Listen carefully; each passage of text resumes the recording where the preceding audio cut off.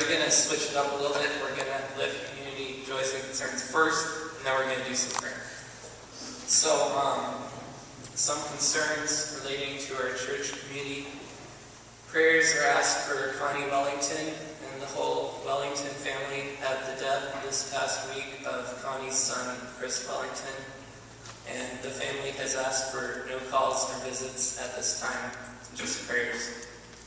We also keep in our hearts and prayers Fen Holmes, Dorothy Fall, Mitt McLeod, friend of Patty Empson, Carol Griffith, Don Marcella, Miriam Anderson, Dory Wilson, Fran Carnett, Kay Hamp, David Box's son, Vicki Winter, friend of Don O'Meehan, Muriel Dickinson, Fran Sneed, and Nate Tayama, friend of Jordan Spirits.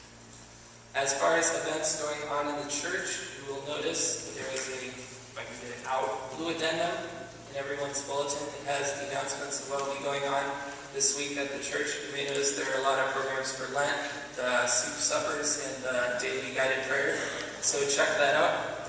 And then also an update on the shoes for Sierra Leone. We are now up to 865 pairs of new and gently used shoes to send over to those in need in Sierra Leone. We are still 135 off of our goal of 1,000, so keep bringing in those pairs of new and gently used shoes so we can send them over to those who are in need.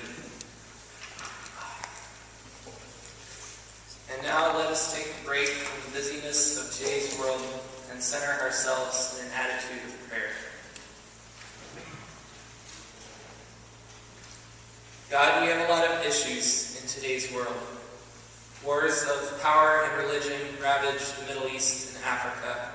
Recently, 21 Coptic Christians were beheaded in Libya because of their beliefs. Christians living in areas controlled by Islamic extremists live in constant fear and at constant risk of dislocation, brutal murder, slavery, and rape.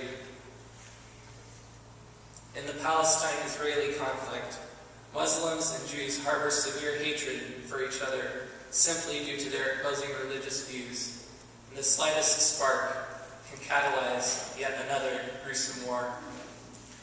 Thousands are starving, thirsty, and displaced around the world in each of the 6 major continents.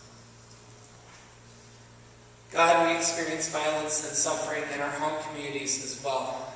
Crime remains a threatening part of nearly every community. We see our fellow community members homeless, unemployed, poor, and desperate. Even closer to home, it seems that no matter how hard we try, no matter how hard we pray, family and friends experience sickness and suffering. It can seem hard, if not impossible, to understand why these terrible things happen. God, please help each and every one of us to have hearts filled with peace. Let us not have rage at each other or at you. Please help us to understand that there are things that are beyond our control, things that we do not and cannot understand, and that is okay. Please help us to be thankful and grateful for all the gifts that you bless us with every day.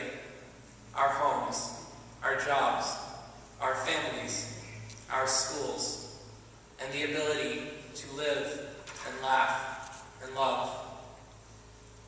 Please help us not to fall prey to selfish desires, such as hoarding money and resources, and instead share our gifts with those in need around the world.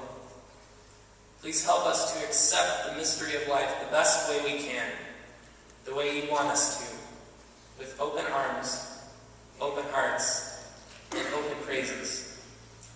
And now we pray that beautiful prayer that Jesus taught us, saying, Our Father, who art in heaven, hallowed be thy name. Thy kingdom come, thy will be done, on earth as it is in heaven. Give us this day our daily bread, and forgive us our trespasses, as we forgive those who trespass against us. And lead us not into temptation, but deliver us from evil.